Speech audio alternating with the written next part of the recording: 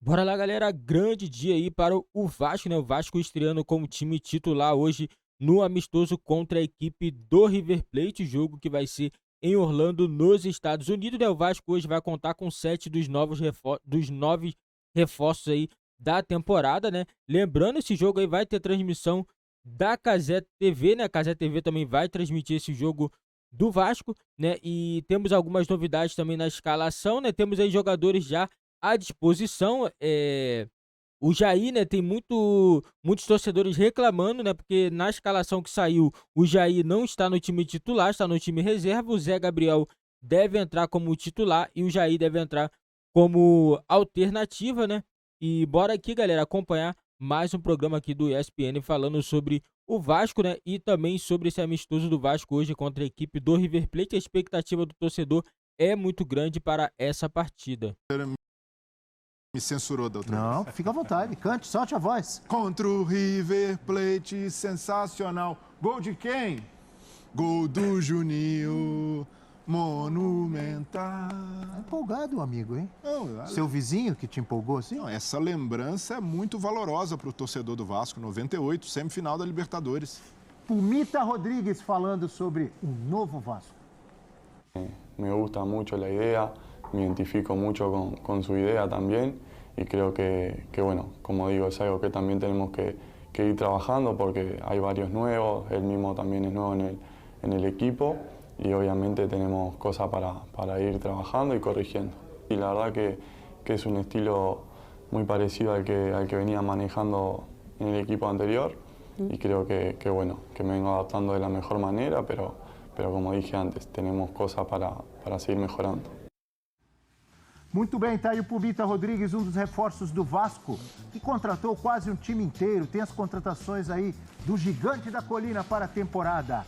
Ivan, o goleiro Ivan. Bom Corintiano, alguns corintianos tinham esperança de que poderia ser o substituto do Cássio quando o Cássio resolver parar.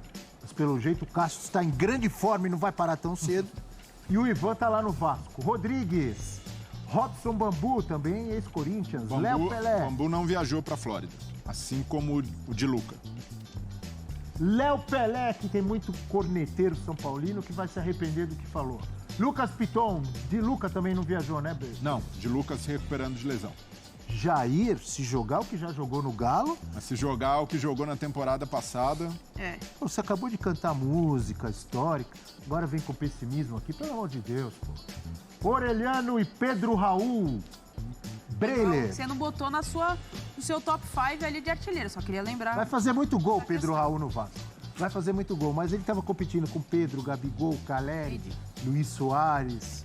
Aí fica difícil, Cano. Não, desses 8 reforços do Vasco, para mim, 9, né, contando o Ivan, para mim o mais promissor é o Orelhano.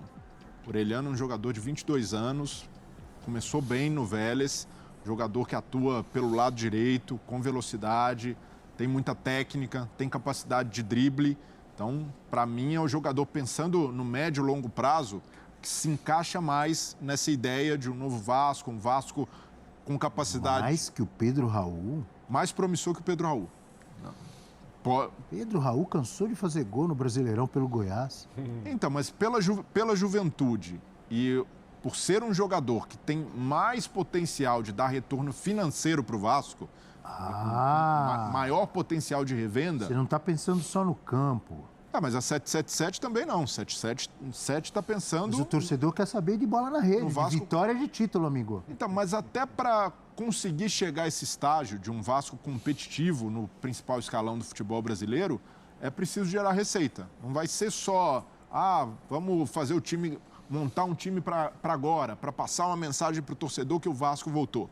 Tem de ser um trabalho extenso, como agora, contratando jogadores, pagando por eles, porque sabe que tem uma possibilidade de ganhar e de recuperar o investimento depois. Então, Vou te pedir um favor, fale um pouquinho mais sobre o Orelhano. Orelhano é um jogador que corta muito, jogador canhoto, corta muito para o meio. No Vélez jogou Libertadores, mesmo jovem, com personalidade. Lá no Vélez ele era muito cobrado porque dava uma apagada em jogo grande, em jogo de Libertadores, por exemplo. o Lucas Jansson e o Lucas Prato eram jogadores que até se destacavam mais do que ele, mesmo não tendo o mesmo talento em jogo pesado. Muito também pela juventude, jogador de 22 anos, ainda está em fase de evolução, mas se adaptar bem ao futebol brasileiro, jogador de muito potencial. Jogador que... Joga pelo lado direito, canhoto. Pelo lado direito, que você não gosta. Você quer canhoto Não, jogando eu gosto pela quando esquerda. funciona.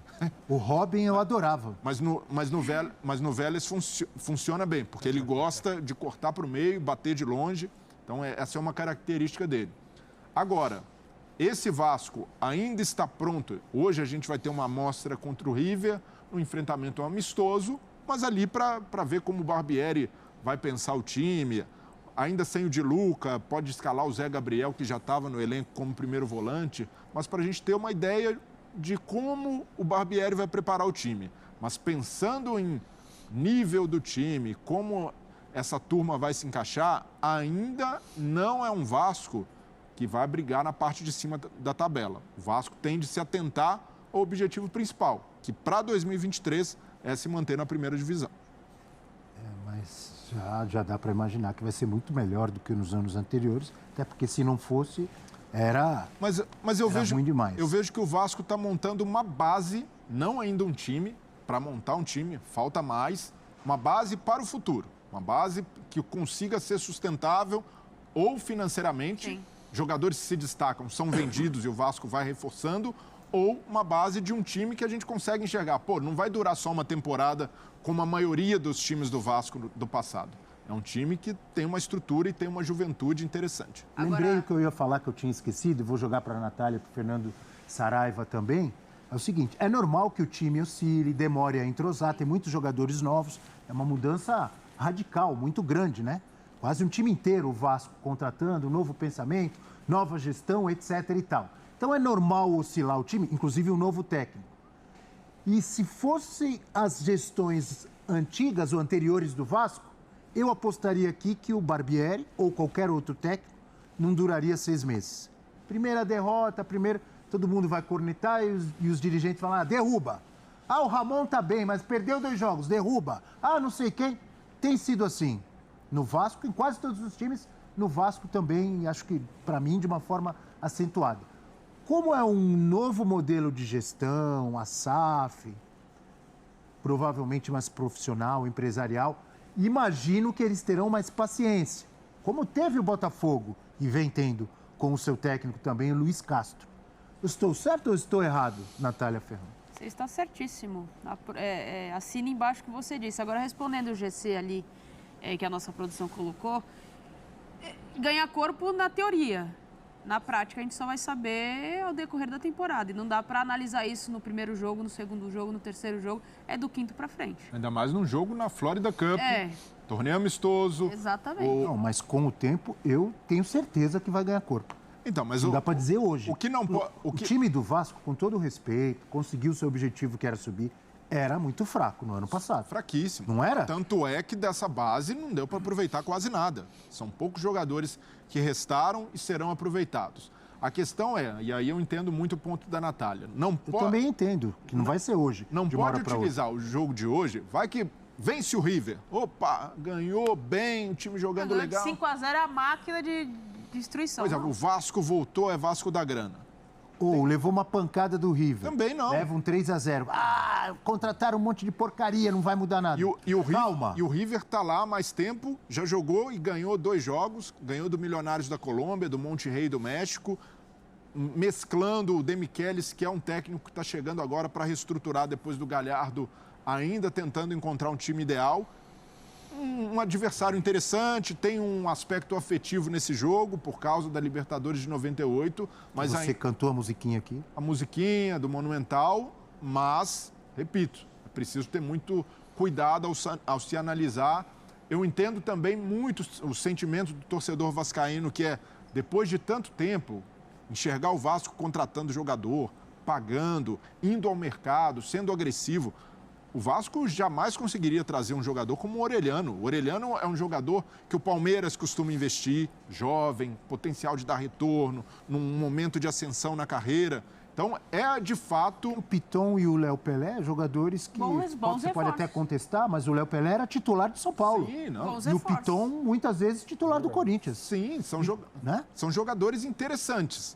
Mas, num primeiro momento, ainda é só base de time. Não há nem sequer uma equipe que o Barbieri vai ter de formar e o Vasco precisa contratar mais. Ainda é pouco pelo nível que o elenco tinha no ano passado. Ter paciência com o trabalho do técnico. Também. Sim ou não? Sim, de acordo. Normalmente não tem. É que o Barbieri também tem uma questão de não ter a grife e tudo mais. A paciência normalmente é diferente. Primeiro ponto. Aí você fala da administração, eu concordo com você. Coisa que aconteceu no Botafogo. A insistência num trabalho, uma aposta num trabalho que, dentro de um time que estava se reformulando, trouxe quase um time inteiro, ou um time inteiro na metade da temporada. Agora eu tô com... Adianta ficar trocando de técnico? Não adianta. A gente já viu isso em vários clubes que não adianta. Muito problema está no material humano que se tem para trabalhar. Agora o Breyer, ele cita uma coisa que deixa o torcedor do Vasco uma perspectiva diferente das outras temporadas. Essa ida ao mercado, esse movimento de ingestão de dinheiro, isso tudo muda a perspectiva. Você olha hoje o Vasco e você fala, está fazendo algo. Diferente de outros que você vê que ainda está patinando, está nadando em dívidas. Então, é diferente a perspectiva para a temporada do Vasco. Não é uma entrada do Vasco para a temporada e dizer, putz, mais um ano para brigar para não cair. Você já tem uma perspectiva diferente. Você disse que o River Plate ganhou de quem? Da Colômbia? Milionários. Milionários. Esse jogo de hoje é do milionário River Plate contra o Vasco da Grana, é isso? Contra o bilionário Vasco da Gama. Bilionário? Por que bilionário? A previsão de investimentos, incluindo a dívida nesse pacote, é bilionária. Muito bem. Fernando Saraiva. E esse Vasco, Saraiva? Eu acho que a chave está no que você falou, Abel, que todo mundo comentou aí também, que é na questão de você dar respaldo ao técnico, né? Vamos lembrar que o Barbieri não foi a primeira opção, o Vojvoda era a primeira opção, e aí o Barbieri topou.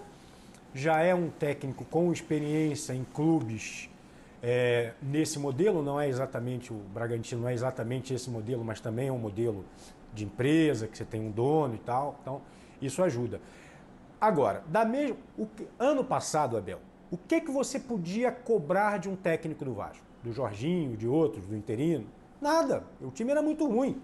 E já a partir do momento em que há um investimento, isso. Mas a partir do momento em que há um investimento, a cobrança no Barbieri ela vai aumentar. Tipo assim, olha só o que eu tô te dando e como é que você vai trabalhar isso. Então, eu acho que o perigo é esse. Tem que dar tempo para ele, tem que ter convicção. Mas é muito bom ver o Vasco de volta ao mercado. Acho que foram contratações interessantes, a maioria delas. Interessantes, para posições importantes. Acho que olharam bem o mercado nacional, o mercado de fora também. Achei que os movimentos foram interessantes. A torcida do Vasco, ela sofreu muito desde o primeiro rebaixamento, né? Quase 15 anos aí, um pouquinho mais, sofrendo muito. Então, eu imagino que a torcida ainda esteja com o pé atrás, mas certamente muito mais animada do que nos anos anteriores. E concordo com o Breyer, que é o início de um trabalho, tá? A briga do Vasco esse ano é para ir o mais longe possível na Copa do Brasil, para não sofrer no Brasileiro, para beliscar uma Sul-Americana e voltar ao cenário da América do Sul como o grande Vasco, que sempre foi e sempre será, né, Abel? E quando eu falo que precisa contratar mais, o Vasco... Tem carências ainda o Vasco? Tem. O Vasco, por exemplo, tem só o Zé Gabriel com característica de um volante mais marcador. O Di Luca, por exemplo, joga ali, possivelmente seria o titular se não tivesse se machucado, mas é um volante mais técnico, um volante mais de saída. E eu entendo a proposta do Barbieri, que é mais ofensiva, mais propositiva, e esse tipo de volante se encaixa mais. Só que o Vasco, na temporada passada, os piores momentos foram quando tentou ser propositivo. E por mais que... Não tinha jogador, né? Não tinha jogador, mas lembra o Corinthians, quando fez um movimento de trazer o Thiago Nunes e querer mudar, ser mais ofensivo? Em alguma... Abre mão do Ralf, não, agora a gente quer volante que saiba jogar. Em algum momento, o time oscila e o técnico fala, opa, preciso dar uma segurança aqui para retomar resultado, ganhar confiança e retomar a ideia de um futebol mais propositivo. E aí não tem essa opção.